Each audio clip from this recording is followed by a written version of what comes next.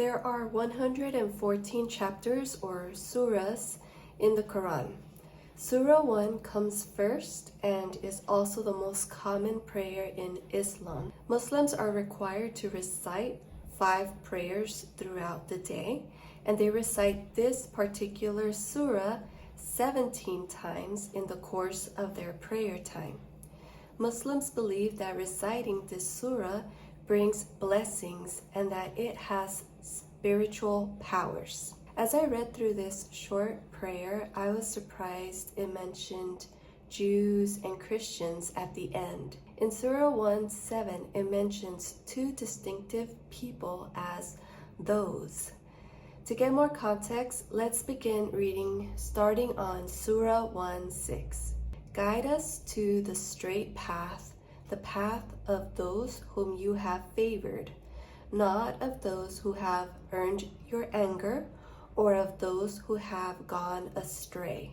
At first glance, it may seem unclear that it is referring to Jews and Christians, especially if you are new to learning about what Islam claims regarding Jews and Christians. But according to Robert Spencer, the scholar whose commentary of the Quran I'll be studying and sharing from throughout this series, Islamic scholars have often identified those who have earned Allah's anger as the Jews and those who have gone astray as the Christians. Muslims believe Islam is the pure religion of Abraham. With each daily prayer of this surah, Islam is claiming that both Jews and Christians are misguided. So why did I bring up this surah in this Islamic Dilemma series? To recap, the Quran claims that Allah instructed Christians to judge according to the gospel. As we saw in the last video, the Quran also claims that the gospel in the Bible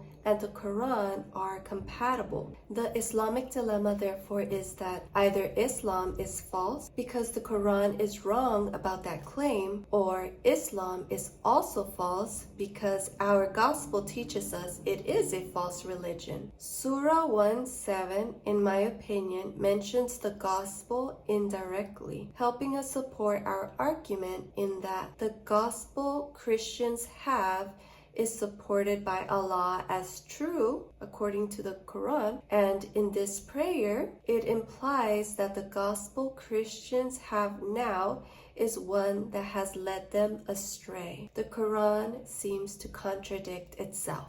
We'll look at the next surah on the next video, which happens to be the longest in the Quran.